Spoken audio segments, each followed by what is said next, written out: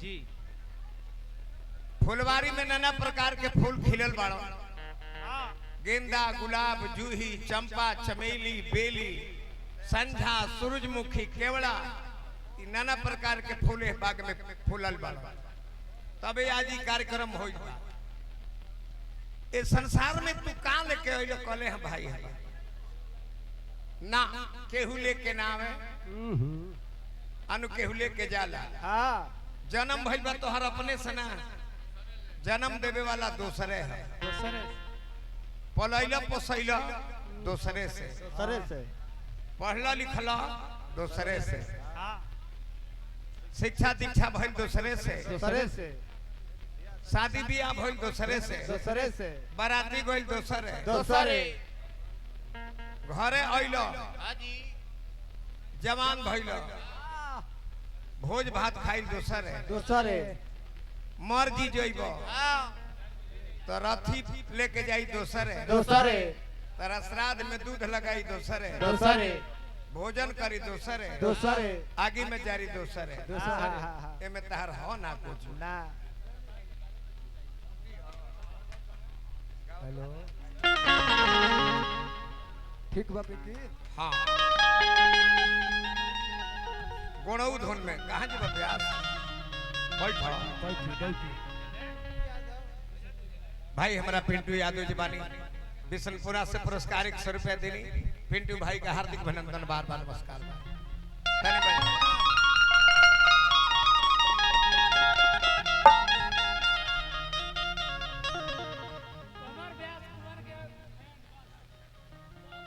हमार फैन बानी यहाँ के, आहुत फैन ना रहे तो लोग तो आज तक तो हमको नहीं गई थी, बाकी हमारे फैन बड़े आता ना। ये धन्यवाद ए बाबा के परिवार के नाती हैं, बाबा का नाती धन्यवाद राउर। ये फुलवारी में फूल यही तरह खिल रह चह चह करत रह।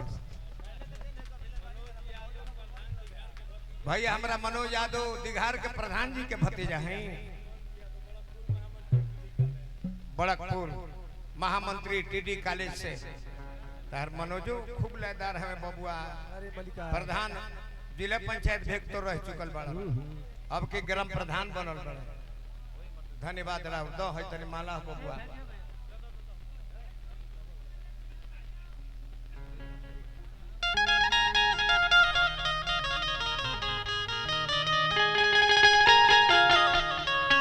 बाबा तनी हेलो ले लो।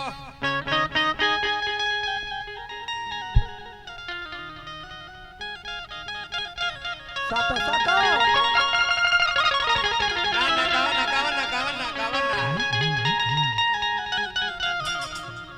लाई बड़ी पुराना है पिंकी किया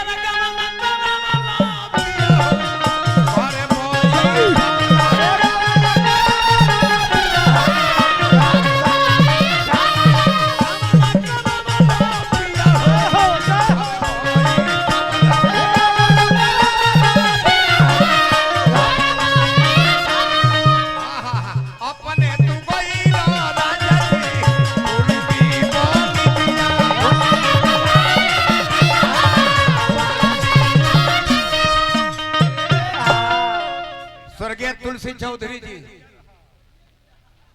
के सुपुत्र बानी 100 रुपया पुरस्कार देनी। हार्दिक अभिनंदन, शुभकामना बा। यही लैया पर गोलू राजा कवले का किया मामा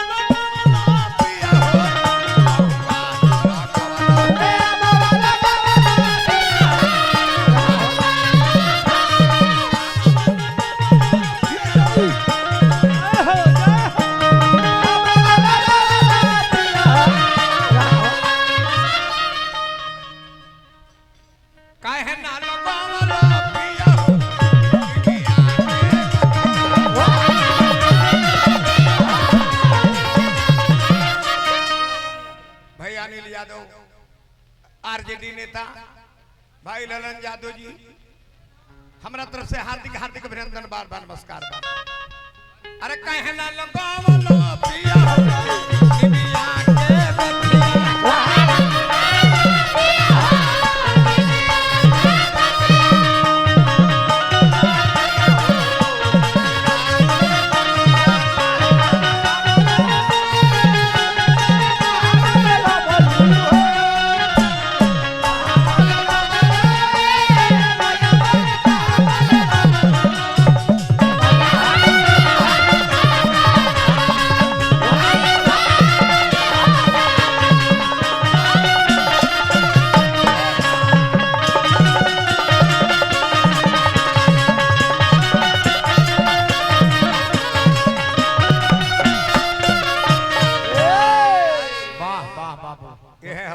यही लो पकावे के किया रे करी सुमीरा माई हो करी ले करी सुमीरा माई हो भना सहाई माई हो ए तो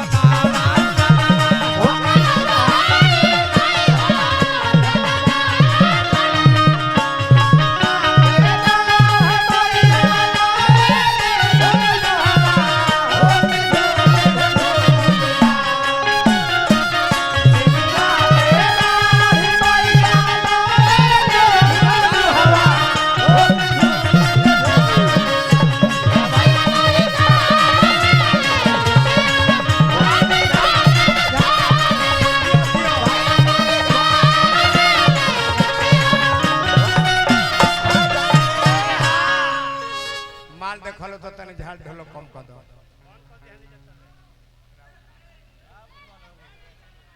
अच्छा अच्छा हमारा पवन जी बानी स्वामीनाथ भाई व्यास जी के शिष्य बानी नारायण जी तोरा के बनौले रहो कला में अग्रगण्य रह तिवारी जी हो ये बाभी देखो ना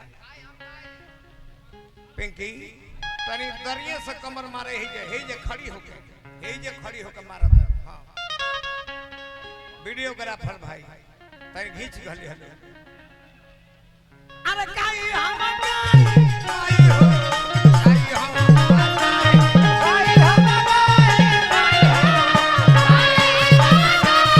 पानी हम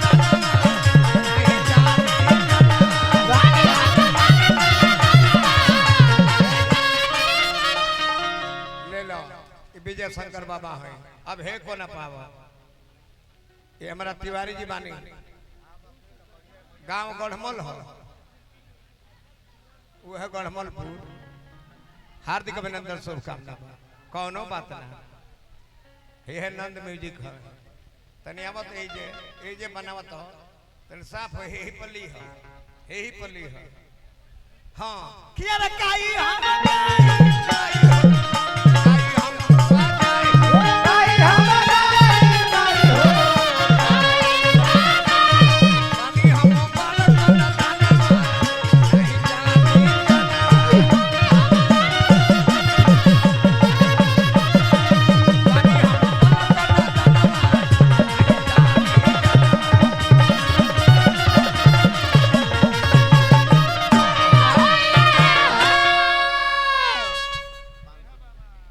भैया हमारा सुनील यादव जी